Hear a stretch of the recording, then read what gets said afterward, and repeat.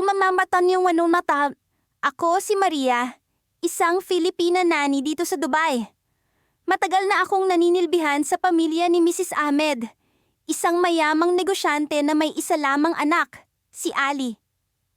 Matapos ang ilang taon ng pagkakaalaga sa kanya, itinuring ko na si Ali na parang tunay kong anak. Sa kanyang pagngiti at pagluha, ako ang palaging nandyan. Isa siyang napakabait na bata, may mga mata na puno ng pag-asa at inosente. Ngunit isang araw, nagbago ang lahat. Umagang-umaga, nagising ako sa malakas na katok sa pintuan ng aking maliit na kwarto. Pagbukas ko, si Mrs. Ahmed ang naroon, galit na galit at tila may hinahanap. "Maria, nasaan si Ali?" Tanong niya sa akin, na ang tono ay puno ng pagdududa. "Nasa kwarto po siya, ma'am." Sagot ko, na may halong kaba. Agad siyang pumasok sa kwarto ng bata. Maya-maya, narinig ko ang sigaw ni Ali. "Mama! Mama!" Tinatawag niya ako, na para bang may takot sa kanyang boses. Tumakbo ako papunta sa kwarto, at nakita ko si Mrs. Ahmed, hawak-hawak si Ali at tila may sinasabi sa bata. "Ikaw, Maria! Hindi mo na siya tunay na anak!" Bulalas ni Mrs. Ahmed, na ang kanyang mga mata ay tila puno ng galit at puot. Hindi ko maintindihan ang kanyang sinasabi. Ano ang ibig sabihin ni Mrs. Ahmed? Si Ali, na mula sa pagkasilang, ay inalagaan ko. Paano niya masasabing hindi ko na siya anak? Walang pag-aalinlangan. Lumapit ako kay Ali at niyakap siya, habang ang bata ay umiiyak. "Mama, huwag mo akong iwan," sabi ni Ali, na ang mga mata ay puno ng luha. Sa mga sandaling iyon, alam ko na may mas malalim na problema. Sinubukan kong kalmahin si Mrs. Ahmed, ngunit tila wala siyang pakialam. "Maria, may mga dokumento na nagsasabing hindi ikaw ang ina ni Ali. Ako ang kanyang tunay na ina." Ang sabi niya, na ang boses ay puno ng determinasyon. Parang biglang bumagsak ang mundo ko. Paano nangyari ito? Ano ang mga dokumentong sinasabi niya? Sa loob ng maraming taon, ako ang nag-aruga kay Ali. Ang mga alaala namin, mula sa kanyang unang hakbang hanggang sa unang beses na siya'y magsalita, ay palaging nasa aking isipan. Habang naroon ako, nakita ko ang mga larawan ni Ali sa kanilang mga album. Ngunit hindi ko naisip na may mali. Hanggang sa ipinakita niya sa akin ng mga papeles, mga legal na dokumento na tila nagpapakita sa kanya bilang tunay na ina ni Ali. Hindi ko alam kung paano ito nangyari. Ang mga papeles ay tila lehitimo, ngunit sa puso ko, alam ko na may mali. Hindi ko hahayaang kunin nila ang anak ko, ang anak na itinuring kong sarili mula sa pagkasilang. Nagsimula ang laban ko. Kailangan kong ipaglaban si Ali. Sa kabila ng takot at pangamba, alam kong oras na para kumilos. Lumapit ako sa konsul ng Pilipinas sa Dubai at inilapit ang sitwasyon ko. Kailangan kong malaman ang katotohanan. Kailangan kong ipaglaban ang bata na itinuring kong anak. Ngunit sa pag-uusap namin, may natuklasan akong mas nakakagulat. May mga impormasyon na nagsasabing may ilegal na transaksyon sa pagitan ng dating nurse na inupahan ni Mrs. Ahmed at ang ospital kung saan ipinanganak si Ali. Ang lahat ay tila isang malalim na pagkakamali na itinago sa mata ng batas. Ang dating nurse ay nawala na, ngunit ang kanyang mga pahayag ang maaaring magpatunay sa tunay na pagkatao ng bata. Sa gitna ng aking pag-iisip, naramdaman ko ang pagdaloy ng takot at pag-asa sa aking dibdib. Ano ang dapat kong gawin? Paano ko haharapin ang mga taong may kapangyarihan at pera? Ngunit isang bagay ang sigurado. Hindi ako susuko. Lalaban ako para kay Ali. At sa aking pag-iisip, narinig ko ang boses ng anak ko. "Mama, nandyan ka pa ba?" Ang laban ko ay nagsisimula pa lamang. Hindi ko alam kung saan ako hawak ng mga oras na iyon. Ang balita na gusto nilang angkinin ng anak ko ay parang kidlat na sumabog sa gitna ng tahimik kong mundo. Ang amo kong si Madam Aisha, na dati tila napakamabait at maunawain, biglang nagiba. Ang kanyang mga mata, na dati puno ng simpatya, ay naging malamig. Parang yelo na tumutusok sa aking kaibuturan. Maria, sabi niya, sa tunong tila. Walang pakialam sa sakit na idinudulot ng bawat salitang binibitawan niya. Si Sammy ay lumaki sa ilalim ng aming bubong. Kami ang nag-alaga sa kanya mula nang siya'y isinilang. Hindi mo kayang ibigay sa kanya ang buhay na nararapat. Kami ang mas makakabuti para sa kanya. Hindi ko alam kung paano ko siya sasagutin. Ang puso ko'y parang pinipiga, habang ang mga mata ko'y nagbabanta nang bumigay sa bigat ng emosyon. Pero, hindi ako pwedeng magpakita ng kahinaan. Hindi ako pwedeng sumuko. Anak ko si Sammy, at walang sino man ang may karapatang agawin siya mula sa akin. Sammy ay anak ko, sagot ko. Pilit pinatatatag ang boses ko kahit nanginginig ang mga kamay ko. Ako ang nagdala sa kanya sa mundo. Ako ang nagpalaki sa kanya gamit ang pawis at dugo ko. Hindi niyo pwedeng angkinin ang hindi sa inyo. Ngunit hindi ko inaasahan ang sagot ni Madam Aisha. Maria, alam mo bang may legal na batayan ang sinasabi ko?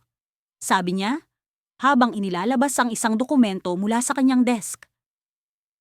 Sa batas ng UAE, may mga kaso kung saan ang mga bata ay maaaring ilipat ang custody sa taong mas may kakayahang magbigay ng mas maayos na buhay. At sa sitwasyon mo bilang isang dayuhang manggagawa, mahirap kang manalo. Ang mga salitang iyon ay tumama sa akin na parang suntok. Hindi lang ako nakikipaglaban bilang isang ina. Ako rin ay nakikipaglaban bilang isang dayuhang wala halos karapatan dito sa bansang ito. Ngunit kahit na alam kong mahirap, hindi ko pwedeng hayaan na manalo sila. Anak ko si Sammy at lalaban ako kahit paanong mangyari. Nagsimula akong maghanap ng tulong. Una kong tinawagan ang kaibigan kong si Lorna, na isa ring OFW dito. Siya ang nagbigay sa akin ng kontak ng isang abogado na tumutulong sa mga kaso ng mga dayuhang manggagawa, si Attorney Khalid. Sa unang pagkikita namin, ipinaliwanag ko ang sitwasyon habang umiiyak. Hindi ko mapigilan ang pagsambulat ng emosyon. Takot, galit, at kawalang kasiguraduhan. Maria, mahirap ang laban mo, sabi ni Attorney Khalid habang binabasa ang mga dokumentong ibinigay ko. Pero hindi imposible. Ang kailangan natin ay pruweba na ikaw ang tunay na ina ni Sammy at na ikaw ang mas makakabuti para sa kanya. Ang problema? Wala akong sapat na dokumento. Ang birth certificate ni Sammy ay nakarehistro sa Dubai at ang pangalan ng ama ay blanko. Sa ilalim ng pangalan ng ina, naroon ang pangalan ko. Pero ang dokumento ay hawak ng mga amo ko. Hindi ko alam kung paano ko makukuha ito. Lumipas ang mga linggo nang walang katiyakan. Ang bawat araw ay tila isang bangungot. Iniwasan ko si Madam Aisha at ang kanyang asawa, si Sir Omar, na tila mas lalong lumalayo sa akin. Ang bawat tingin nila sa akin ay may halong panghuhusga, parang kriminal na nagnanakaw ng bagay na hindi sa kanya. Isang gabi, habang natutulog si Sammy sa tabi ko, narinig ko ang pag-uusap ni na Madam Aisha at Sir Omar. Nasa labas sila ng kwarto at hindi nila alam na naririnig ko sila. Dapat nating ituloy ang plano, sabi ni Sir Omar. Ang dokumento ng bata, hawak natin. Hindi siya makakahanap ng paraan para kontrahin tayo. Huwag kang mag-alala, tugon ni Madam Aisha. Kapag nakumpleto na ang papeles, si Sammy ay magiging legal na anak natin. At pagkatapos, paalisin natin si Maria. Ang mga salitang iyon ay parang balaraw na tumusok sa aking puso. Hindi lang nila gustong kunin ang anak ko, gusto rin nilang sirain ang buhay ko. Hindi ko alam kung paano ko haharapin ang ganitong sitwasyon. Pero sa sandaling iyon, isang ideya ang pumasok sa isip ko. Kinabukasan, habang nag-aalmusal sina Madam Aisha, Kinuha ko ang pagkakataon. Nagpanggap akong abala sa kusina, pero palihim kong sinilip ang drawer kung saan nila inilalagay ang mga dokumento. Alam ko ang panganib ng ginagawa ko, pero wala akong ibang paraan. Nang makita ko ang envelope na naglalaman ng birth certificate ni Sammy, mabilis kong dinampot ito at itinago sa ilalim ng damit ko. Habang naglalakad ako papunta sa kwarto para magpalit ng damit, naramdaman kong may nakatingin sa akin. Paglingon ko, nakita ko si Madam Aisha. Ang tingin niya ay matalas. Tila alam ang ginawa ko. Hindi siya nagsalita, pero ang ekspresyon ng mukha niya ay nagbigay ng babala. Alam kong hindi pa tapos ang laban na ito. Sa gabing iyon, habang sinusuri ko ang dokumento, may napansin akong kakaiba. Sa birth certificate ni Sammy, may nakasulat na hindi ko inaasahan. Isang pangalan sa ilalim ng ama. Hindi blangko ang espasyo. Ang pangalan ay Omar Alfarsi. Biglang bumilis ang tibok ng puso ko. Si Sammy ay anak ni Sir Omar? Bakit hindi nila sinabi sa akin? Ano ang ibig sabihin nito? Sa sandaling iyon, naramdaman kong ang laban na ito ay mas malalim at mas masalimuot kaysa sa iniisip ko. Hindi lang ako nakikipaglaban bilang ina, kundi para sa katotohanan na maaaring magbago sa lahat. Tumingala ako sa kisame, hawak ang dokumento, at naramdaman kong may paparating na unos na hindi ko kayang pigilan. Sa gitna ng aking pag-aalala at pagod, naisip ko ang mga masasayang alaala namin ni Aisha, ang anak kong pilit na inaangkin ng aking amo. Nagsimula ang lahat sa Dubai nang ako'y naging yaya ng kanilang pamilya. Si Aisha, na noon ay sanggol pa, ay agad kong minahal. Sa bawat paglingon ko sa nakaraan, naaalala ko ang mga ngiti at halakhak namin tuwing naglalaro sa parke at ang mga gabing kinakanta ko siya ng lullaby hanggang sa makatulog. Ngunit sa isang iglap, lahat ng iyon ay nagbago. Nagsimula ang bangungot nang bigla ang inangkin ni Madam Leila si Aisha bilang sarili niyang anak. Ipinagpilitan niyang siya ang tunay na ina. Gamit ang peking dokumento na tila ba isang piraso ng papel lang ang kailangan upang burahin ang lahat ng aming pinagsamahan. Sa kabila ng kanyang kayamanan at impluwensya, hindi ko siya hahayaan na basta na lamang kunin ng aking anak. Kaya't nagdesisyon akong lumaban, kahit pa mangangahulugan ito ng pakikipagharap sa korte. Nang dumating ang araw ng pagdinig, hindi ko alam kung saan ko huhugutin ang lakas ng loob. Habang papalapit ako sa hukuman, nararamdaman ko ang bigat ng mundo sa aking balikat. Bumungad sa akin ang matitigas na mukha ng mga abogado ni Madam Leila, na tila ba mga leon na gutom na naghihintay sa kanilang biktima. Ngunit sa kabila ng kanilang mga titig, naroon din ang mga mata ni Aisha sa aking isipan, nagbibigay sa akin ng sapat na tapang upang ipagpatuloy ang laban. Sa loob ng hukuman, nagsimula ang pagdinig sa pamamagitan ng mga testimonya. Nauna ang kampo ni Madam Leila na nagpakita ng mga dokumento at litrato na tila ba pinapatunayang siya ang tunay na ina ni Aisha. Ang kanilang mga argumento ay punong-puno ng teknikalidad, ngunit wala akong maramdaman kundi ang pagnanasa nilang ipakitang hindi ako karapat-dapat bilang ina. Sa aking panig, isa-isang lumapit ang aking mga kaibigan at kakilala sa korte upang magbigay ng kanilang testimonya. Sila ang mga nakasaksi sa aking pagmamahal at pag-aalaga kay Aisha, mula sa kanyang unang hakbang hanggang sa kanyang mga unang salita. Ngunit kahit gaano man katotoo ang kanilang mga sinabi, alam kong hindi ito magiging madali. Sa bawat sagot nila, nararamdaman ko ang pagdududa sa hukuman, dulot ng makapangyarihang impluwensya ni Madam Leila. Habang nagtatagal ang pagdinig, unti-unti kong nararamdaman ang pagkapagod.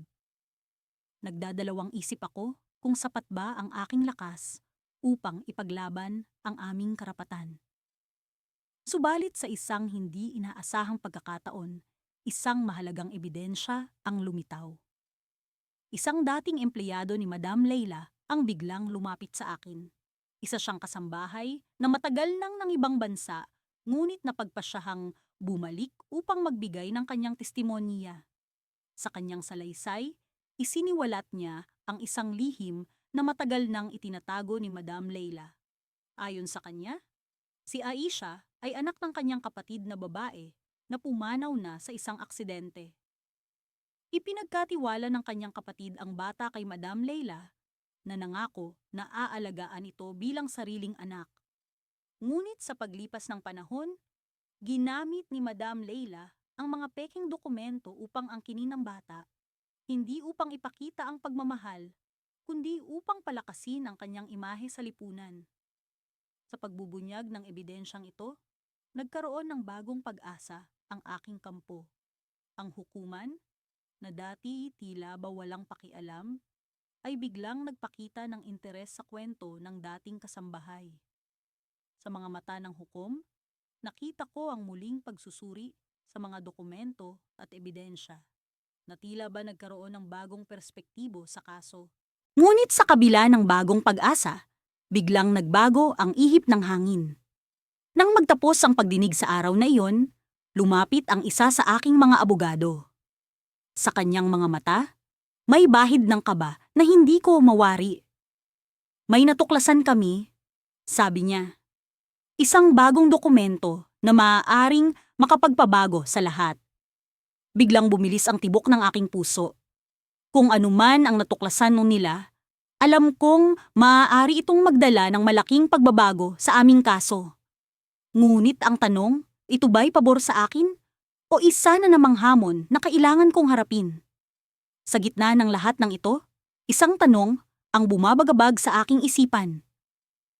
Ano ang tunay na hangarin ni Madam Leila sa likod ng lahat ng ito? Sa susunod na pagdinig, alam kong marami pa akong kailangang ipaglaban. Marami pang katanungan ang kailangang sagutin. Ngunit sa kabila ng kawalang katiyakan, isang bagay ang malinaw. Hindi ako susuko hanggat hindi ko nakakamit ang katarungan para kay Aisha. Sa susunod na kabanata ng aming laban, isang bagong twist ang naghihintay. Ang tunay na pagkatao ni Madam Leila ay unti-unting nabubunyag, at sa bawat hakbang, ang aming pag-asa ay patuloy na lumalakas. Ngunit sa kabila ng mga bagong ebidensya, isang bagay ang hindi ko pa rin alam. Sino ang tunay na kaaway sa likod ng lahat ng ito? Ang ilaw ng ospital ay malamlam, pero sapat na para makita ko ang mukha ng anak ko habang mahimbing siyang natutulog. Si Amir, ang anak na ipinaglaban ko mula ng araw na ipinanganak siya. Hindi ko akalain na ang pag-aalaga ko sa batang ito ay hahantong sa ganitong masalimuot na labanan. Isang labanan na hindi lang tungkol sa batas, kundi tungkol din sa puso ng isang ina. Pagkatapos ng lahat ng nangyari, naisip kong ang pagtingin kay Amir ay sapat na para mapawi ang pagod ko. Pero alam kong hindi ako maaaring magpahinga. Ang laban ay hindi pa tapos. Ang mga amo ko, sina Abdullah at Fatima, ay hindi kailanman sumuko sa pag-angkin kay Amir. Sa kanila, si Amir ay ang anak na hindi nila kailanman nagkaroon. At ako, sa mata nila, isa lang akong Pilipinang yaya na walang karapatan. Hindi ko malilimutan ang gabing iyon, ang gabing pinagbantaan nila akong kunin si Amir ng tuluyan. Nagsimula ang lahat sa isang tawag mula sa abogado ko, si Ahmed. May balita ako, Marisa, sabi niya. Ang boses niya ay may halong kaba at determinasyon. May dokumentong hawak ang kampo nila Abdullah na maaaring gamitin laban sa'yo sa korte. Anong dokumento? Tanong ko, halos hindi makapaniwala. Akala ko na ilahad na natin lahat ng ebidensya. Isang sulat na nilagdaan mo bago ka manganak, sagot ni Ahmed. Ang sabi nila, pumayag kang ipaampon si Amir sa kanila. Naguluhan ako. Hindi ko matandaan na may nilagdaan akong ganoong dokumento. Alam ko sa puso ko na mula sa simula, si Amir ay para sa akin. Paano nila naisip na magagawa ko iyon? Ngunit habang pilit kong binabalikan ang mga nakaraang taon, may sumagi sa isip ko. Isang papel na ipinirmahan ko sa ilalim ng presyon. Noong 7 buwan pa lang ako buntis, dinala ako ni Fatima sa isang opisina. Sinabi niya sa akin na kailangan kong maglagda ng ilang papel para sa medical insurance ni Amir. Bilang isang dayuhang manggagawa, naniwala ako sa kanya. Sa ilalim ng pagod, takot at kawalan ng kaalaman, nilagdaan ko ang dokumento. Hindi ko alam na iyon pala ang magiging sandata nila laban sa akin. Marisa, huwag kang mag-alala, sabi ni Ahmed. Sinusubukan akong kalmahin. Maghahanda tayo. Kung totoo man ang dokumento, kailangang patunayan nila na nilagdaan mo iyon ng may buong kaalaman at pagsang-ayon. Ngunit paano ko patutunayan yon? Wala akong ebidensya. Wala akong patunay na pinilit nila akong maglagda. Ang tangi kong sandata ay ang katotohanan, ang pagmamahal ko kay Amir at ang katotohanan ang ako ang kanyang ina. Kinabukasan, pumunta kami sa korte para sa susunod na pagdinig.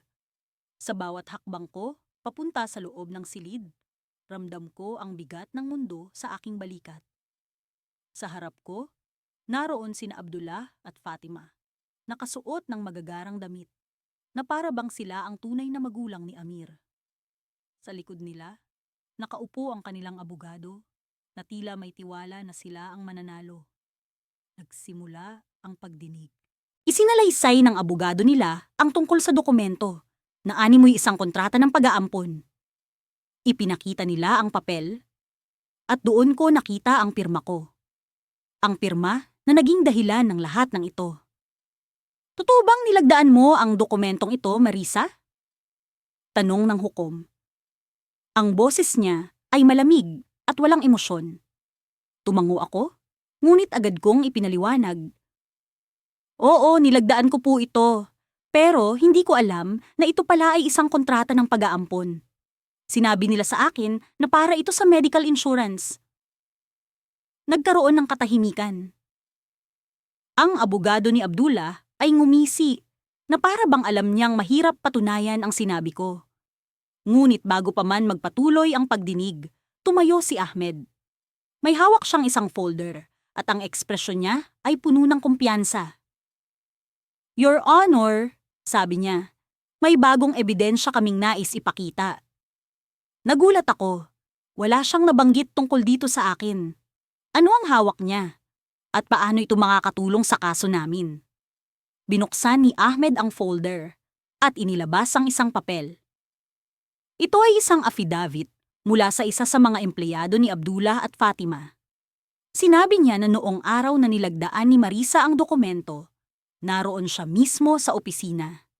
Ayon sa kanyang testimonya, si Marisa ay pinilit na pumirma sa dokumento at tinakot siya na mawawalan ng trabaho kung tatanggihan niya.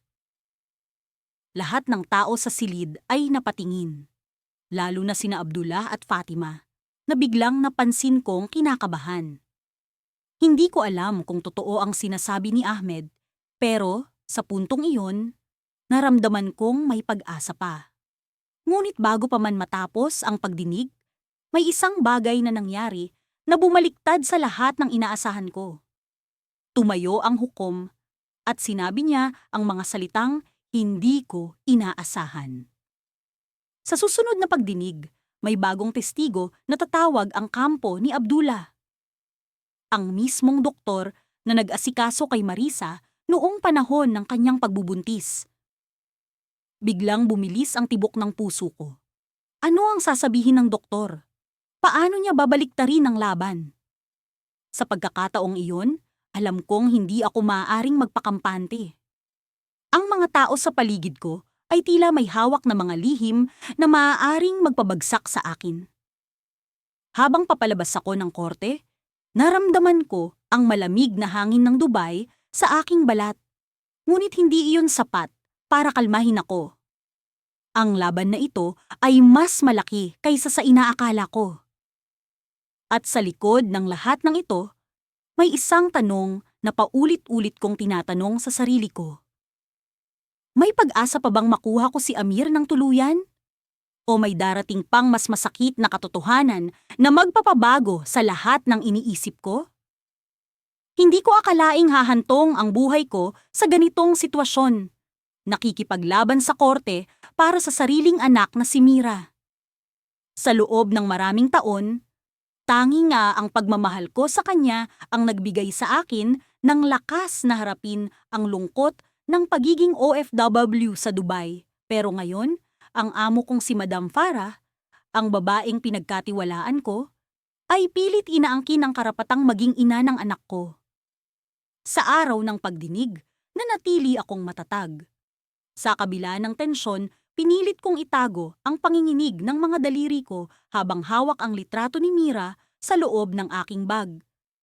Isang larawang kuha noong siya'y sanggol pa lamang.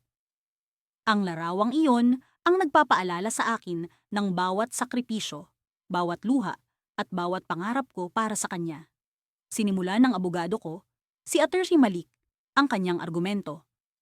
Ang bata ay biologically anak ng aking kliyente, si Ginang Liza Santos, isang Pilipinang nagtatrabaho bilang nani para sa pamilya ni Madam Farah. Walang legal na basehan ang pag-angkin ni Madam Farah sa bata. Pero, ang abogado ni Madam Farah ay hindi rin basta-basta magpapatalo. Ang bata, si Mira, ay lumaki sa ilalim ng pangangalaga ni Madam Farah. Sa loob ng halos 5 taon, itinuring niya ang bata na parang tunay niyang anak. Hindi lang ito usapin ng dugo, kundi ng koneksyon at kapakanan ng bata. Napatingin ako kay Madam Farah na nakaupo sa kabilang bahagi ng courtroom. Hindi ko siya mawari. Ang babaeng minsan kong itinuring na kaibigan ay ngayon ang pinakamalaking hadlang sa kalayaan ko at sa buhay ng anak ko. Sa kabila ng lahat, nanatiling kalmado ang kanyang mukha. Parang may pinanghahawakang lihim na alam niyang magpapabagsak sa akin. Nagsimula ang pagdinig at tinawag ako upang magbigay ng testimonya. Ang bawat tanong ay parang tinik na bumabauntan sa aking dibdib. Inilahad ko ang katotohanan. Kung paano ko ipinanganak si Mira. Kung paano ko siya inalagaan sa unang taon ng kanyang buhay. At kung paano, sa isang iglap, napilitan akong ipagkatiwala siya kay Madam Farah dahil sa mahirap na sitwasyon ko bilang single mother na kailangang magtrabaho. Pero hindi ko inasahan ang susunod na mangyayari. Mula sa kabilang panig, may inilabas ang abogado ni Madam Farah, isang dokumento. Nagulat ako nang makita iyon. Hindi ko alam kung ano ang nilalaman. Pinakita nila ito sa hukom. Ito po ay isang kasunduan na nilagdaan ni Ginang Liza Santos 5 taon na ang nakalilipas. Sabi ng abogado ni Madam Farah. Sa dokumentong ito, pumayag si Ginang Santos na ipasa ang guardianship ng bata kay Madam Farah sa kondisyon na susuportahan ni Madam Farah ang bata sa lahat ng aspeto ng kanyang buhay. Parang nabingi ako. Kasunduan? Guardianship? Hindi ko matandaan ang anumang ganitong kasunduan. Sa kabila ng pagkagulat, pinilit kong mag-isip ng mabilis. Hindi ko kailanman nilagdaan ang ganoong papel. Ngunit paano nila ito nakuha? At paano nila mapapatunayang ako ang pumirma? Nakita ko ang mukha ni Madam Farah. May bahagyang ngiti sa kanyang labi. Isang ngiti ng kumpiyansa. Alam ko na, sa sandaling iyon, may mas malalim siyang plano. Pinakita nila sa hukom ang dokumento at natigilan ako nang makita ang pirma sa ibaba. Ang pangalan ko ang nakasulat doon, ngunit ang pirma, hindi iyon ang pirma ko. Mahal na hukom, sabi ng abogado ko. Ang dokumento pong ito ay dapat suriin ng maigi. Hindi kinikilala ng aking kliyente ang pirma sa papel na ito at naniniwala kaming ito ay huwad. Nagkaroon ng pagsusuri sa dokumento at habang abala ang mga eksperto sa pag-verify nito, Hindi ko maiwasang mapuno ng galit at takot ang puso ko. Bakit nila ginagawa ito? Paano sila nagkaroon ng lakas ng loob na magpakita ng pekeng dokumento para lamang maagaw si Mira sa akin? Lumapit si Ataijer Malik at bumulong sa akin. Liza, kailangan nating maghanda. Kung tunay na peke ang dokumento, may laban tayo. Pero kung mapatunayan nilang totoo ito sa kahit anong paraan, maaaring mahirapan tayong ipaglaban si Mira. Napalunok ako. Ang takot na mawala si Mira ay napakalaki, ngunit hindi ako susuko. Hindi ko hahayaan na ang anak ko ay maging biktima ng kasinungalingan at kasakiman. Maya-maya, tumayo ang hukom at sinabing ipagpapatuloy ang pagsusuri sa dokumento sa susunod na pagdinig. Ngunit bago matapos ang araw, may ibinulong sa akin si Atayane. Malik na nagbigay ng kakaibang pag-asa. May natuklasan ako tungkol kay Madam Farah. Sabi niya, may isang piraso ng ebidensyang maaaring magbago sa lahat ng ito. Pero kailangan nating mag-ingat. Ano ang ebidensyang iyon? Hindi niya sinabi sa akin ng detalye. Ngunit naramdaman ko ang bigat sa kanyang tono. Alam kong ito ang susi sa tagumpay namin. Ngunit alam ko rin na ang ebidensyang iyon ay maaaring magdala ng panganib sa aming panig. Habang papalabas ako ng courtroom, naramdaman ko ang bigat ng mundo sa aking balikat. Sa kabila ng lahat, nanatili akong determinado. Hindi ko alam kung ano ang mangyayari sa susunod. Ngunit sigurado akong handa akong ipaglaban si Mira hanggang sa huli. Sa likod ng courtroom, may isang lalaking nakasuot ng pormal na damit na nagmamasid sa akin. Hindi siya pamilyar, pero ang kanyang tingin ay parang may alam siya tungkol sa akin. Napatigil ako sa paglalakad, at nang magtama ang aming mga mata, bigla siyang umiwas at naglakad palayo. Sino siya? At bakit parang may alam siya tungkol sa kaso ko? Sa mga panahong patuloy na bumibigat ang bawat hakbang ko sa lupaing banyaga, ang pag-asa ang tanging sandata na kinakapitan ko. Simula nang mapunta ako sa Dubai bilang isang nani, palagi kong sinisikap na gawin ang lahat upang mapabuti ang kinabukasan ng aking anak. Ngunit sa bawat pagtatangka kong bumangon, ang masalimuot na labanang legal na ito ang patuloy na gumugulo sa aking isipan. Ang unang pagdinig sa korte ay parang isang bangungot na nagising. Isang malupit na laro ng oras at pasensya. Sa harap ng hukuman, hindi ako makapaniwala sa mga paratang ni Madam Leila. Ang dating among tinitingala ko, siya pala ang magiging pinakamalaking hadlang sa muling pagyakap ko sa anak ko. Wala akong ibang magawa kundi makinig habang ipinipilit ni Madam Leila na siya ang tunay na ina ng anak ko. Ang sakit ng bawat salita ay tila mga punyal na tumutusok sa aking puso. Sa likod ng aking isip, inaalala ko ang mga araw na magkasama kami ng anak ko, si Maria. Ang kanyang mga ngiti, ang kanyang mga tawa, at ang kanyang mga yakap na nagbigay sa akin ng lakas sa kabila ng pagod at hirap sa trabaho. Hindi ko kayang itakwil ang koneksyon naming mag-ina, kahit ano pang sabihin ng hukuman. Sa paglabas ko sa korte, naramdaman ko ang malamig na hangin ng Dubai, na tila sinasalamin ang lamig ng sitwasyon. Ngunit hindi ko hahayaan na magtagal ang ganitong pakiramdam. Sa tulong ng aking mga kaibigan, nagpatuloy ako sa paghanap ng mga ebidensya na magpapatunay ng pagkatao ko bilang ina ni Maria. Sa bawat hakbang na ginagawa ko, mas lalong tumitibay ang aking determinasyon. Isang araw, habang nagkukulong ako sa aking maliit na kwarto, natuklasan ko ang ilang lumang litrato. Mga larawang kuha noong bagong silang pa lamang si Maria. Ang kanyang ngiti, ang kanyang mga mata. Lahat ng ito ay patunay ng aming pinagsamahan. Agad kong pinadala ang mga ito sa aking abogado na si Attorney Ramon, sa pag-asang ito ang magiging susi sa tagumpay ng aking laban. Nang sumunod na pagdinig, dama ko ang tensyon sa loob ng silid. Ang mga mata ng hukom ay nakatuon sa akin, na para bang sinisiyasat ang bawat kilos ko. Sa pagkakataong ito, hinarap namin ang mga ebidensya. Ang mga larawang natagpuan ko ay naging bahagi ng aming argumento. Kitang-kita sa mga ito ang pagkakahawig ng mukha ni Maria sa akin, bagay na mahirap ipagkaila. Ngunit nang magsimula ng magsalita si Madam Leila, naramdaman ko ang pag-aalangan sa kanyang boses. May kakaiba sa kanyang mga sinasabi. Tila ba may pahiwatig ng pagdududa sa kanyang sariling mga paratang.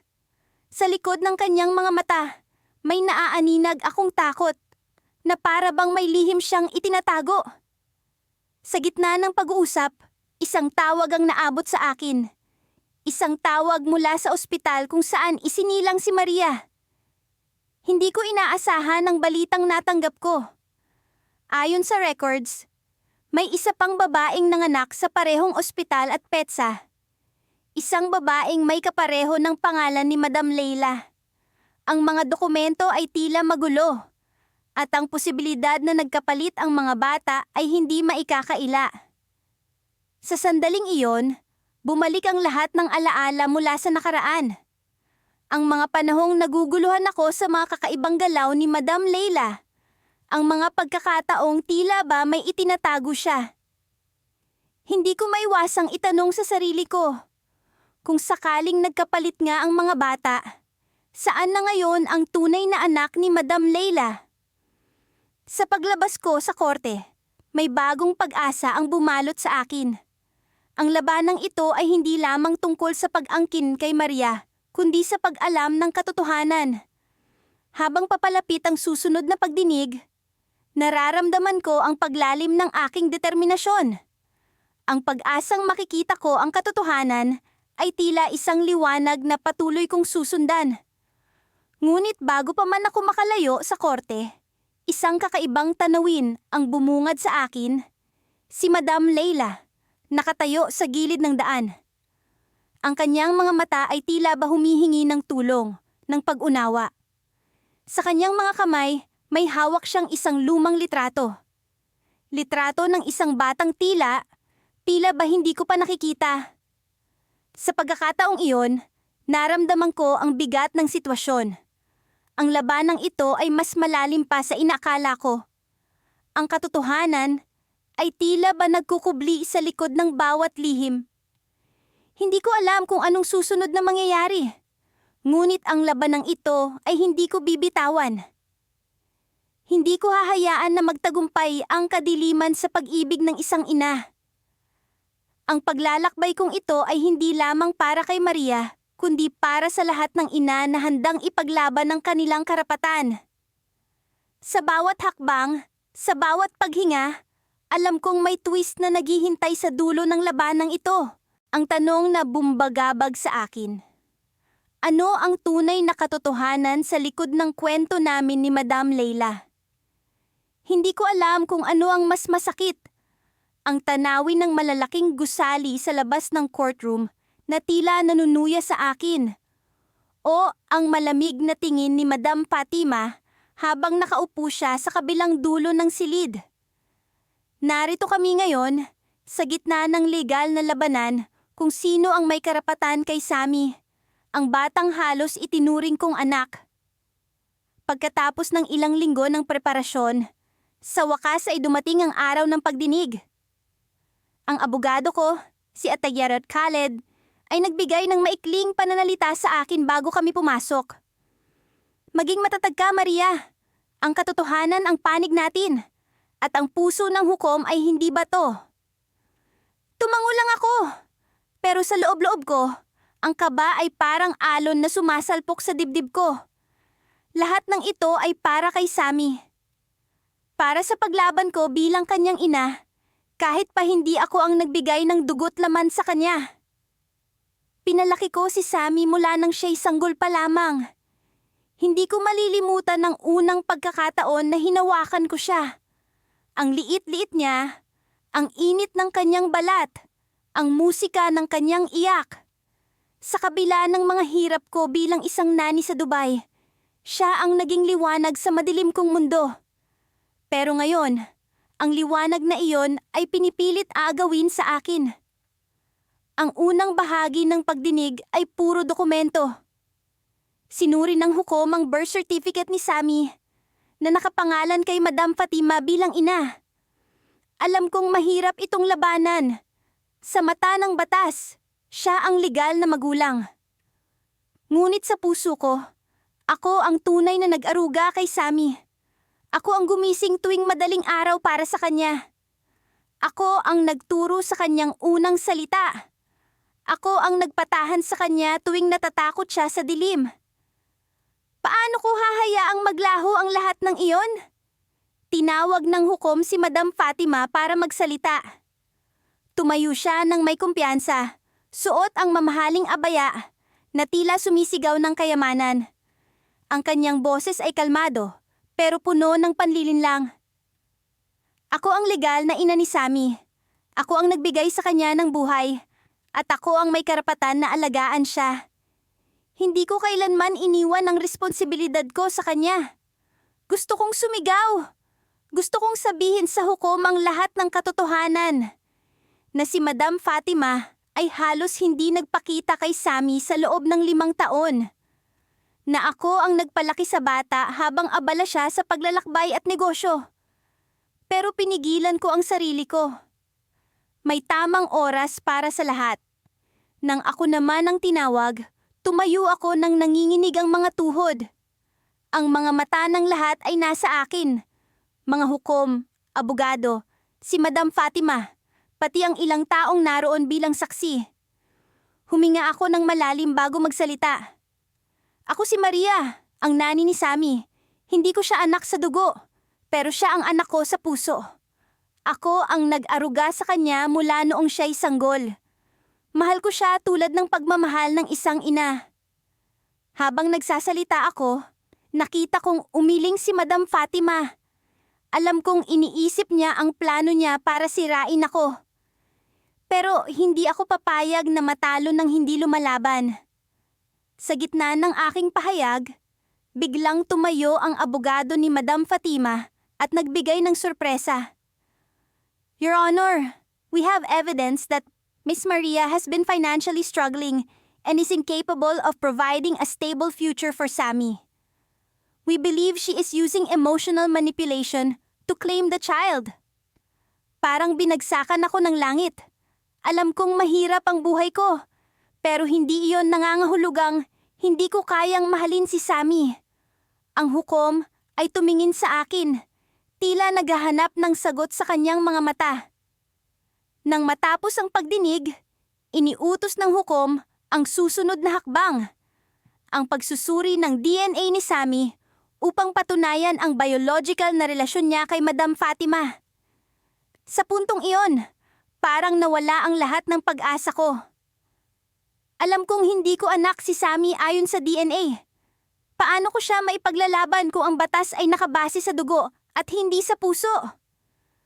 Ngunit bago tuluyang matapos ang araw, isang hindi inaasahang saksi ang lumapit sa akin. Isa siyang dating empleyado ni Madam Fatima na nakilala ko sa villa. Tahimik siyang lumapit at ibinulong ang isang bagay na nagpabago sa lahat ng iniisip ko. Maria, may dapat kang malaman. Hindi si Madam Fatima ang tunay na ina ni Sammy.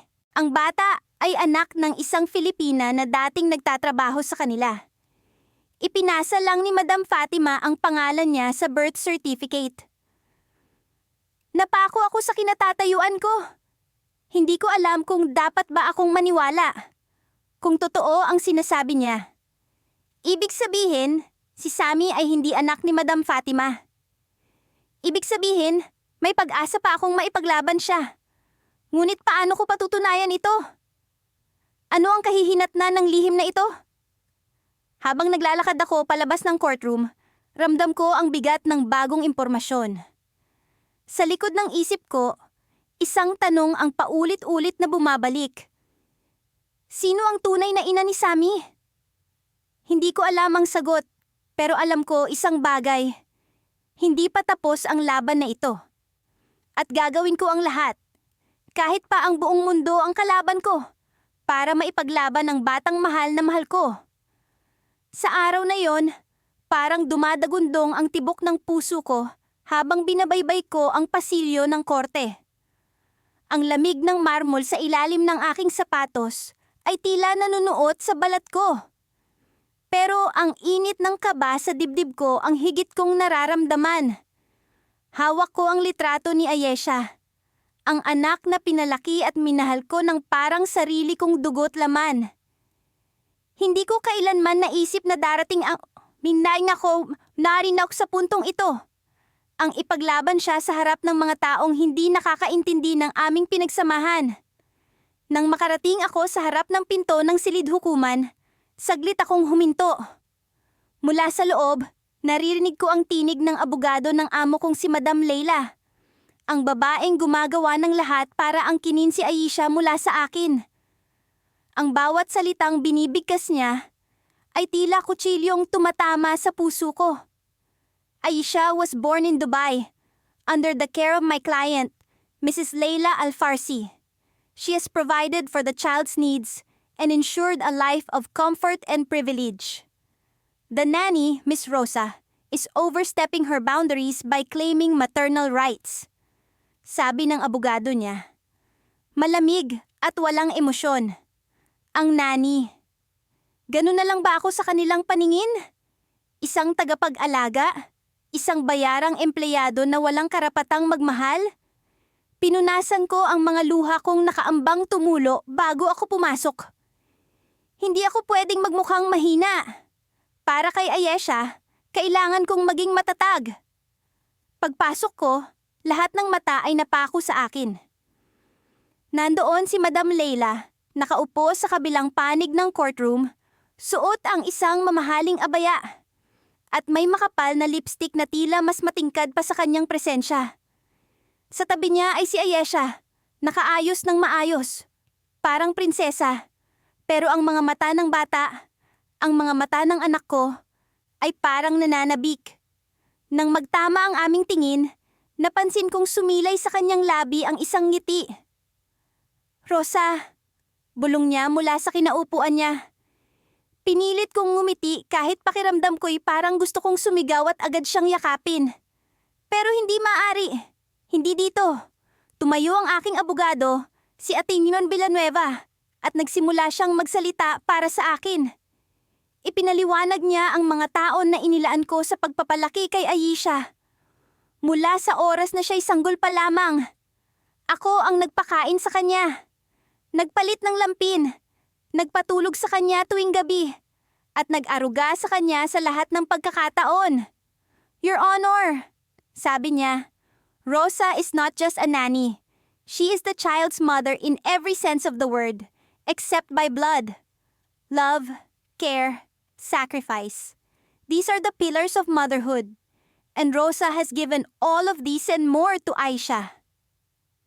Habang nagsasalita siya, naramdaman kong nanginginig ang mga kamay ko. Tama siya. Hindi ko kailangan ng dugong mag-uugnay sa amin ni Ayesha. Ang pagmamahal ko sa kanya ay higit pa sa anupamang papel o dokumento. Pagkatapos ng argumento ni Atenyon Villanueva, tumayo si Madam Leila. Sa tinig niyang malamig at puno ng kumpiyansa, nagsimula siyang magsalita. Rosa has served us well as a nanny, and for that, we are grateful. But let us not confuse gratitude with rights. Ayesha is my daughter. I have provided her with everything she needs. Education, security, a future. Can Rosa offer that? Ang mga salitang iyon ay parang martilyong tumama sa aking dibdib. Hindi ko maikakaila na mas marami siyang maibibigay kay Ayesha. Pera, pribilehiyo, isang marangyang buhay na hindi ko kayang ibigay. Ngunit alam kong may isang bagay akong kayang ialok na hindi matutumbasan ng yaman. Ang tunay na pagmamahal ng isang ina. Habang nagtatalo ang mga abogado namin, biglang tumayo si Ayesha mula sa kanyang kinauupuan. Ang maliit niyang boses ay pumuno sa silid. Stop fighting! sabi niya. Tumingin siya sa akin. At pagkatapos ay kay Madam Leila. I just want to be happy. Ang mga salita niya ay nagpatigil sa lahat ng tao sa loob ng korte. Maging ang judge ay tila natigilan. Ayesha! Tawag ni Madam Leila. Pilit siyang pinapatahimik. Ngunit humakbang si Ayesha papalapit sa akin. Hindi ko alam kung ano ang gagawin ko. Hindi ko rin alam kung ano ang gagawin ng mga tao sa paligid namin. Sa bawat hakbang niya, pakiramdam ko'y bumabagal ang oras. At sa wakas, nang marating niya ako, hinawakan niya ang kamay ko. I want to be with Rosa. Aniya, mahina ngunit malinaw. Bumagsak ang lahat ng emosyon sa akin. Para akong kinuryente sa sinabi niya. Narinig ko ang mga bulungan mula sa kabilang panig ng courtroom. Si Madam Leila ay parang natulala. Ngunit makikita sa mukha niya ang galit na pilit niyang itinatago. Ngunit bago pa man ako makapagsalita, tumayo ang judge. Itinataas ang kanyang kamay para patahimikin ang lahat. I will need time to deliberate on this case. The court is adjourned until further notice. Aniya. At doon, natapos ang araw na iyon sa korte. Ngunit ang ginhawang naramdaman ko sa sinabi ni Ayesha ay napalitan ng takot nang makita ko ang malamig na tingin ni Madam Leila habang papalabas siya ng silid. Alam kong hindi pa tapos ang laban. At habang papalapit sa akin si Ayesha, bigla siyang hinila ng isang lalaki mula sa entourage ni Madam Leila. Wait! Where are you taking her? Sigaw ko. Ngunit bago pa ako makalapit, isang tanod ang humarang sa akin. She's with her legal guardian for now. Sabi niya nang walang emosyon. Naiwan akong nakatayo sa gitna ng courtroom, habang ang anak ko ay dahan-dahang nilalayo sa akin. Sa sandaling iyon, alam ko, kailangan kong gumawa ng mas matinding hakbang. Dahil sa larangang ito, ang pagmamahal ko ay hindi sapat. May susunod akong gagawin na kahit ako'y hindi pa sigurado kung kaya ko. At doon, sa gitna ng kawalang katiyakan, isang plano ang nag-umpisang mabuo sa isip ko. Isang plano na maaaring magbago ng lahat. Sa nasarap bahagi, Neumann, ang labanan sa loob ng hukuman. Hindi ko inakala na ang araw na ito ay darating. Sa maraming gabi ng pag-iyak, sa bawat sulat na isinulat ko sa aking anak na si Isabela na hindi ko alam kung kailan ko pa mababasa muli. Sa bawat dasal na itinataas ko sa langit. Ito ang araw na pinaniniwalaan kong magpapalaya sa amin. Ngunit sa bawat hakbang patungo sa pintuan ng hukuman, ang bigat ng takot ay tila nakakapit sa aking likuran. Sa loob ng sala, malamig ang hangin. Ngunit mas malamig ang titig ng amo kong si Madam Latifa. Naroon siya, nakaupo sa harapan, nakasuot ng eleganteng abaya, at may mahigpit na ekspresyon sa kanyang mukha. Sa tabi niya ay ang kanyang abogadong Arabo, na kilalang magaling at matalas sa mga legal na argumento. Sila ang mga taong pumilit sa akin na manahimik, na tanggapin ang kanilang kasinungalingan, na si Isabela ay anak nila, hindi ko. Ngunit narito ako ngayon, tumayo ako sa harap ng hukom, na may panibagong lakas. Alam ko kung ano ang totoo. Alam ko kung anong laban ang dapat kong ipaglaban. Miss Reyes, sabi ng hukom, isang matandang lalaki na may matang parang naghahanap ng katotohanan sa bawat sulok ng kwento. Ipinupunto ng panig ng depensa na ikaw ay walang sapat na ebidensya upang patunayan na ikaw ang ina ng bata. Ano ang iyong sagot? Gumalaw ang aking mga labi, kahit parang naninigas ang aking buong katawan. Kagalang-galang na hukom, ako po ang ina ni Isabela. Ako po ang nagdala sa kanya sa aking sinapupunan. Ako po ang nagluwal sa kanya sa ospital dito sa Dubai. 4 na taon na ang nakalipas. Narito po ang mga papeles, ang aking medical records, pati ang birth certificate kung saan nakarehistro ang pangalan ko bilang kanyang ina. Inabot ko ang mga dokumento sa aking abogado.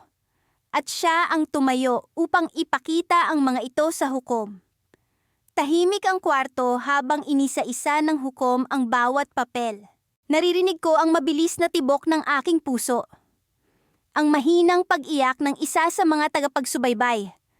At ang malalim na buntong hininga ni Madam Latifa. Ang sinasabi ni Madam Latifa, patuloy ng hukom, ay ikaw ay pumayag na ibigay ang bata sa kanila sa ilalim ng kasunduan. Ang kasunduan na ito, ayon sa depensa, ay may pirma mo. Napalunok ako. Alam ko ang papel na iyon. Isang kasinungalingan. Ipinilit nila sa akin na pumirma habang ako'y nasa ospital. Mahina at walang sapat na kaalaman sa batas ng ibang bansa. Ang sabi nila, pansamantala lang iyon. Para daw maayos ang mga dokumento ni Isabela habang ako'y nagpapagaling. Hindi po ako pumayag na ibigay ang anak ko sa kanila. Sagot ko ng mariin. Ang pirma ko sa kasunduan na iyon ay nakuha nila sa ilalim ng panlilinlang. Hindi ko po naintindihan ang nilalaman ng dokumento dahil nakasulat ito sa wikang hindi ko alam. Tumayo ang abogado ni Madam Latifa at may ngiti siyang tila nanunuya. Kung hindi mo alam ang nilalaman, bakit mo ito pinirmahan? Tanong niya, puno ng kumpiyansa. Dahil sa tiwala, sagot ko, hindi ko pinahintulutan ng takot na mangibabaw sa akin.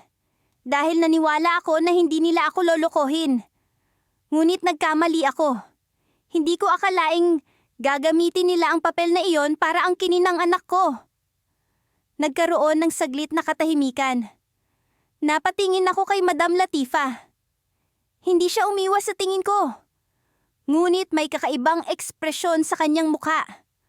Parang may pinipigil na emosyon. Habang nagpatuloy ang pagdinig, inilahad ng abogado ko ang mga ebidensyang nakuha namin. Ang mga testigo mula sa ospital, pati ang mga litrato ni Isabela na magkasama kami noong sanggol pa siya. Sa bawat patunay na inilatag namin, nararamdaman kong unti-unting lumalakas ang pag-asa ko. Ngunit hindi pa tapos ang laban. Your Honor, sabi ng abogado ni Madam Latifa, nais naming ipakita ang isang bagong ebidensya. Nagulat ako. Wala sa aming paghahanda ang ganitong impormasyon. Ano kaya ang kanilang ilalabas? Ang abogado ni Madam Latifa ay naglabas ng isang envelope at inabot ito sa hukom. Ito po ay isang dokumento na nagpapatunay na ang bata ay may dugong Arabo, hindi dugong Pilipino. Ipinapakita dito na siya ay anak ni Madam Latifa, ayon sa DNA test na isinagawa namin 2 buwan na ang nakalilipas. Bigla akong nanlamig, parang sumabog ang mundo ko. DNA test? Paano nangyari iyon? Hindi ko kailanman pumayag na kunan ng DNA ang anak ko. At kung totoo ito, paano nila nakuha ang sample ni Isabela? Miss Reyes, sabi ng hukom. Ano ang masasabi mo sa ebidensyang ito? Halos hindi ako makapagsalita. Ang paligid ay tila umiikot sa akin. Hindi ko alam kung paano nangyari ito. Ngunit isang bagay ang sigurado. May hindi tama. Kagalang-galang na hukom, sagot ko. Nanginginig ang tinig. Ang DNA test na iyan ay imposible. Si Isabela ay anak ko. Hindi ko po alam kung paano nila nakuha ang sample na yon. Pero handa po akong sumailalim sa panibagong DNA test upang patunayan ang katotohanan. Napatingin si Madam Latifa sa akin at sa unang pagkakataon, nakita ko ang isang anino ng takot sa kanyang mata. Kung ganoon, sabi ng hukom, magkakaroon tayo ng panibagong pagsusuri. Isang DNA test na ipapatupad ng patas sa ilalim ng pangangasiwa ng korte. Tumayo ako, nanlalambot ngunit determinado. Ito ang laban na hindi ko susukuan. Ngunit sa likod ng lahat, isang tanong ang gumugulo sa akin. Paano kung hindi nila nilikha ang ebidensyang iyon? Paano kung may mas malalim na sikreto tungkol sa pagkatao ni Isabela na hindi ko pa natutuklasan? Sa puntong iyon, alam kong ang laban ay hindi pa tapos. At ang katotohanan ay maaaring mas masakit kaysa sa inaasahan ko. Sa bawat hakbang ko patungo sa korte, parang naririnig ko ang tibok ng puso ko.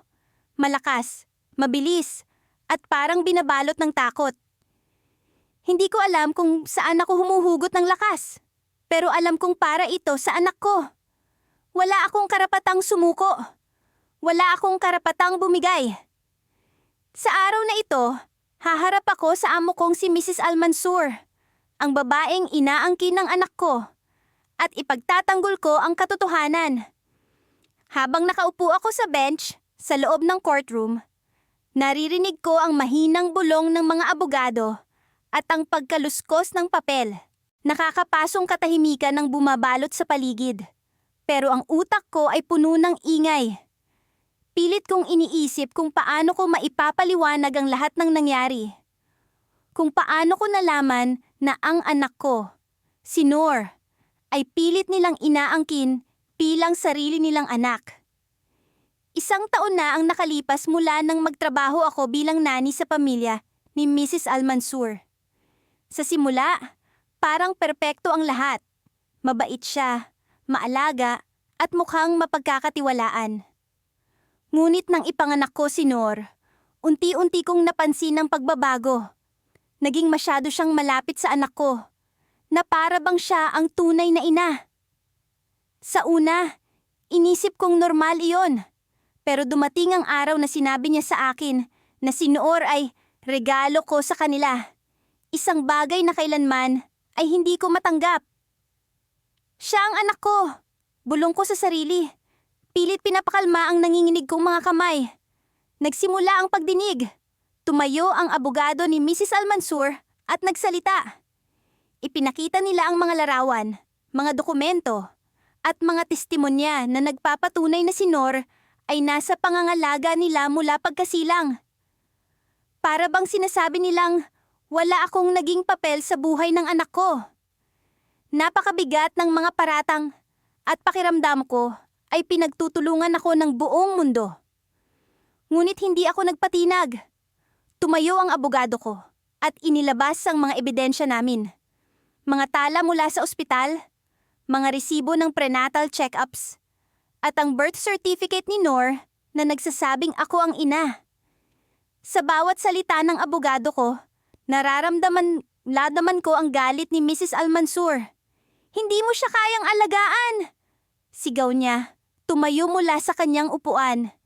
Ang bata ay mas magiging ligtas sa akin kaysa sa isang mahirap na OFW na tulad mo. Parang binagsakan ako ng langit sa mga sinabi niya. Ngunit bago pa man ako makapagsalita, tumayo ang hukom at sinaway siya. Ang korte ang magpapasya, hindi ikaw, malamig na sabi ng hukom. Habang patuloy ang pagdinig, nararamdaman kong nawawala ang kumpiyansa ni Mrs. Almansur. Alam kong may kulang sa kwento niya, pero hindi ko alam kung ano iyon. Sa mga ganitong pagkakataon, kailangan kong magtiwala sa sarili kong nararamdaman.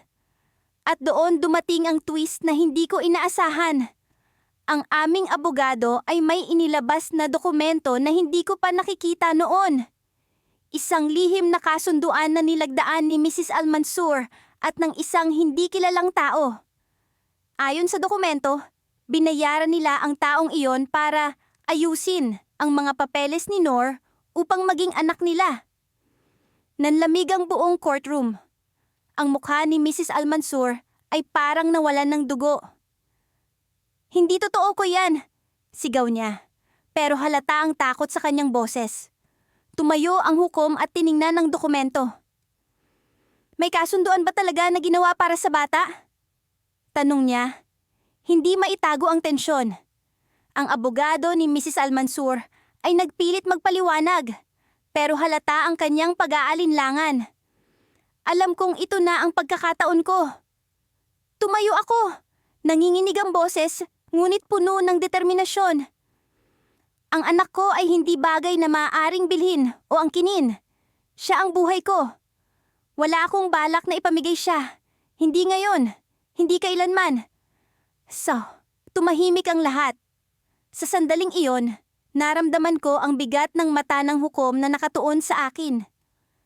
Ngunit bago pa man makapagpasya ang hukom, may isang tao ang biglang pumasok sa courtroom. Isang lalaki na mukhang nag-aapoy ang galit. "Siya ang may kasalanan!" sigaw niya. Itinuro si Mrs. Almansur.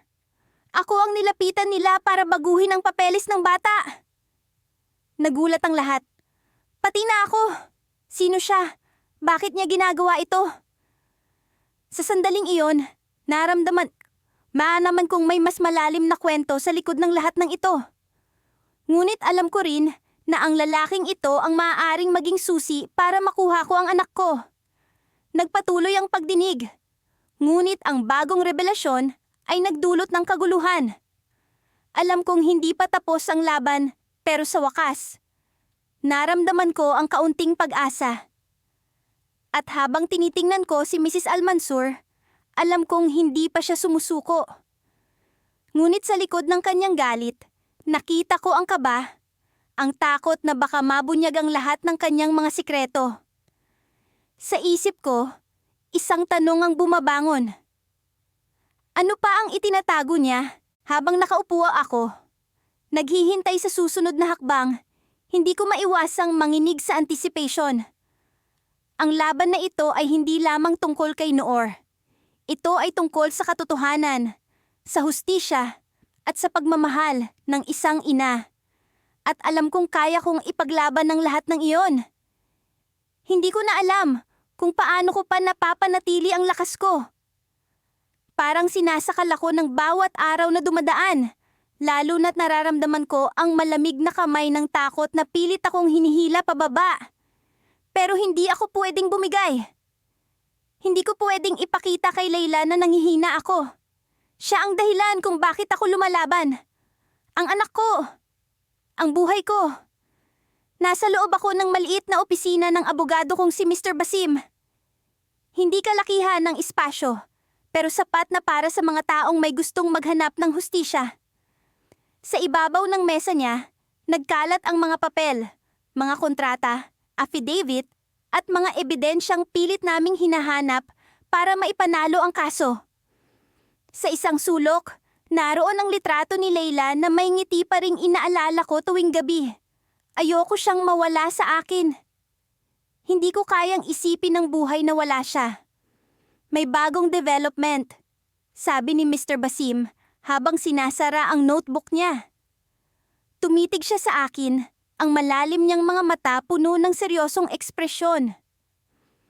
Nakatanggap ako ng impormasyon mula sa isang dating empleyado ng pamilya Al-Rashid. Bigla akong napatingin. Ang pamilyang Al-Rashid, ang amo kong si Mrs. Fatima at ang asawa niyang si Mahmud, sila ang mga taong inaangkin ng anak ko. Sila ang nagsasabing si Layla ay anak nila, kahit alam kong hindi iyon ang totoo. Ako ang nagdala kay Layla sa mundo, hindi sila. Ano ang sinasabi niya? Tanong ko. Pilit pinipigilan ang pagbilis ng tibok ng puso ko. Nagsabi siya na mayroong dokumento na maaaring makapagpatunay na ikaw ang tunay na ina ni Layla. Sagot ni Mr. Basim. Dahan-dahang binubuksan ang folder sa harap niya. Isang birth certificate na hindi kailanman ipinakita sa korte. Biglang bumalik sa alaala ko ang araw na isinilang ko si Layla. Sa ospital, mag-isa ako. Wala akong kasama kundi ang mga nurse na nag-aalaga sa akin. Walang ama sa tabi ko, walang pamilya. Pero kahit ganoon, masaya ako. Layla ang naging liwanag ko sa gitna ng madilim kong mundo bilang isang OFW sa Dubai. Hindi ko akalaing magagamit ng amo ko ang kalagayan ko para angkinin siya. Paano natin mahahanap ang dokumentong iyon? Tanong ko. Halos hindi na makapagpigil. Kung totoo ang sinasabi niya, ito ang kailangan natin para manalo sa kaso. Tumango si Mr. Basim. Pero baka sa kanyang mukha ang pag-iingat. Hindi magiging madali. Ang dokumento ay nasa pag-iingat ng pamilya Al-Rashid. Pero ayon sa informant, itinago ito sa isang safety deposit box sa kanilang opisina. Andoon sa opisina nila? Bulong ko. Ang kaba ko unti-unting nagiging takot. Ang opisina ng Al-Rashid ay parang kuta ng leon. Mahigpit ang seguridad. May mga CCTV sa bawat sulok at halos imposibleng makapasok ang hindi nila kilala. May plano ako, sabi ni Mr. Basim. Pero bago niya pa maipaliwanag, bigla kong narinig ang tunog ng pag-ring ng cellphone ko. Agad kong kinuha ito mula sa bag at sinagot ang tawag. Hello? Tanong ko. Ang boses ko nanginginig. Maria! Sabi ng boses sa kabilang linya. Si Mrs. Fatima, ang amo ko. Ang babaeng pilit inaangkin ng anak ko. Kailangan nating mag-usap. Napatingin ako kay Mr. Basim, pero hindi ko agad maipaliwanag kung ano ang nararamdaman ako. Galit? Takot? Pag-asa? Hindi ko alam. Bakit? Tanong ko. Pilit pinipigilan ang pag-alit na tono. Ano pa ba ang gusto mong sabihin sa akin? May isang bagay akong kailangang aminin sa'yo. Sagot niya. Ang boses niya mas mababa at mas seryoso kaysa sa nakaraan naming mga pag-uusap. Pero hindi sa telepono. Magkita tayo mamaya sa parehong lugar. Ang parehong lugar na tinutukoy niya ay ang cafe kung saan kami huling nagkita. Isang neutral na lugar kung saan wala masyadong tao. Pero sapat ang privacy para makapag-usap ng maayos. Noong una, akala ko doon na magtatapos ang lahat. Pero hindi pala. Ngayon, parang may mas malaking bagay na ibubunyag siya. Maria, huwag kang magpapaapekto sa sinasabi niya. Paalala ni Mr. Basim. Halatang naririnig ang usapan namin. Kung may sasabihin siya, tandaan mong bahagi ito ng laro nila. Huwag kang basta-basta magtitiwala. Tumango ako, pero alam kong kailangan kong pumunta. Ito na ang pinakamalapit na pagkakataon para makuha ang sagot na matagal ko nang hinahanap. Ang sagot kung bakit pilit nilang inaangkin ng anak ko. Gabi na nang makarating ako sa kafe. Tahimik ang paligid, maliban sa tunog ng ilang sasakyang dumadaan sa kalsada. Nakaupo na si Mrs. Fatima sa isang sulok. Suot ang pormal niyang damit at may tasang kape sa harap niya. Paglapit ko, tumingin siya sa akin. Ang mga mata niya puno ng emosyon na hindi ko maipaliwanag. Maria, sabi niya. Ang boses niya mas malumanay kaysa dati. May isang bagay akong kailangang sabihin sa'yo tungkol kay Layla at tungkol sa akin. Hindi pa man siya tapos magsalita, naramdaman ko na ang malamig na hangin sa paligid. May kung anong bumubulong sa akin na ang sasabihin niya ay magbabago sa lahat. Pero bago niya pa maituloy, bumukas ang pinto ng kafe. Pumasok ang isang lalaki na pamilyar sa akin, si Mahmud, ang asawa ni Mrs. Fatima. Lumapit siya sa amin. Ang ekspresyon niya puno ng galit. Fatima, anong ginagawa mo? Bakit ka nakikipag-usap sa babaeng ito?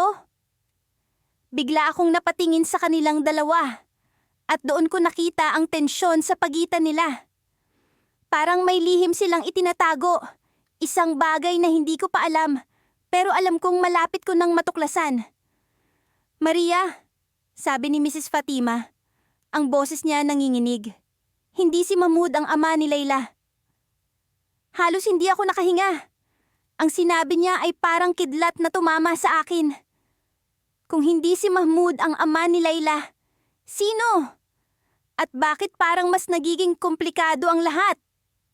Sa kabila ng lahat ng pagsubok, sa bawat pagpatak ng luha, at sa bawat hakbang na tila walang kasiguraduhan, hindi ko inakalang darating ako sa puntong ito.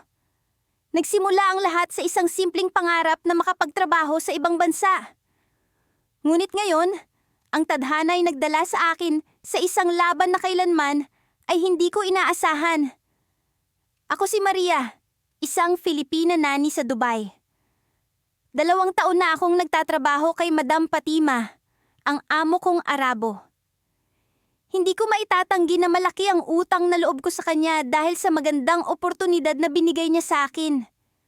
Ngunit, ang utang na loob na iyon ay tila nag-ugat sa isang komplikadong sitwasyon na ngayoy bumabalot sa aking buong pagkatao. Ang anak ni Madam Fatima, si Samir, ay 5 taon na. Siya ay isang bata na agad kong minahal mula sa unang araw na kami nagkita. Sa kanyang mga munting ngiti at yakap, natutunan ko ang tunay na halaga ng pagiging isang ina kahit na hindi ako ang kanyang tunay na ina. Sa paglipas ng mga taon, lumalim ang aming koneksyon. Ngunit hindi ko inaasahan na ang pagmamahal na iyon ay magiging ugat ng isang masalimuot na laban para sa tunay na kalayaan. Isang araw, habang naaalaga ako kay Samir, may narinig akong usapan sa pagitan ni Madam Fatima at ng kanyang asawa.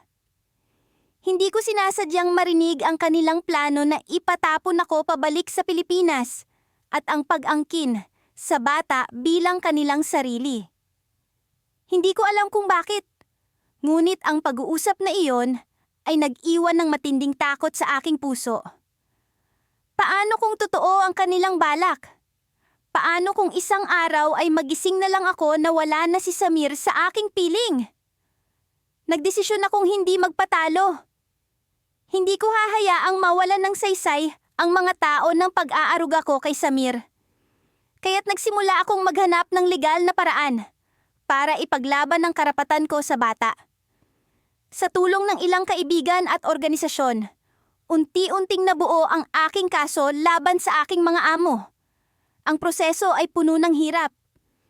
Araw-araw, hinaharap ko ang mga legal na papeles, ang mga pagdinig, at ang mga tanong na tila walang katapusan.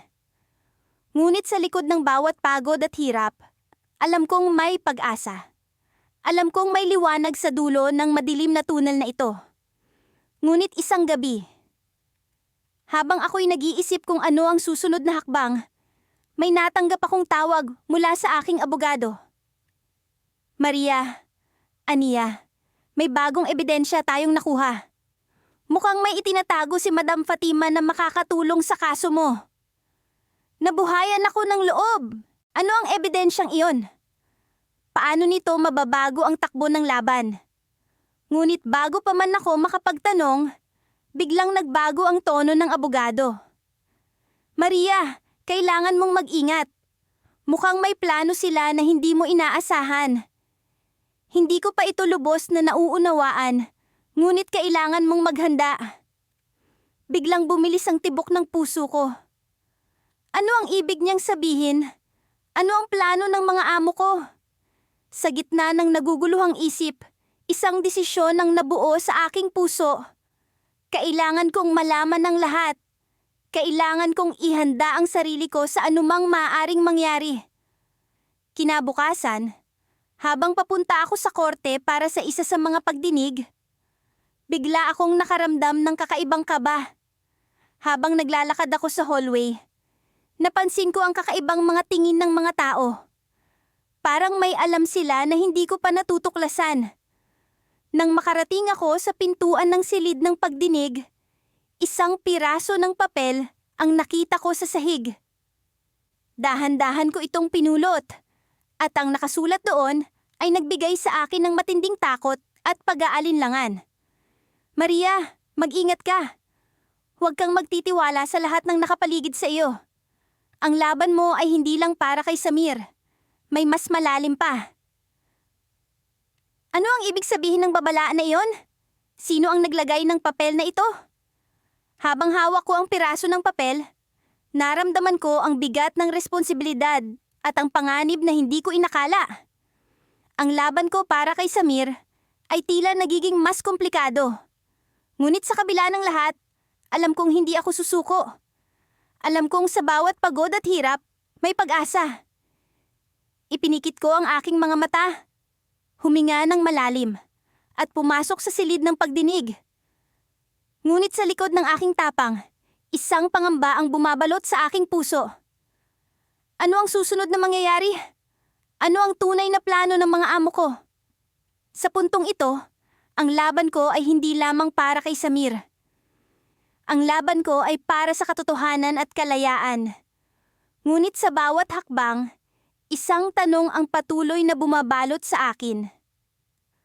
Ano ang susunod na twist sa kwento ng buhay ko?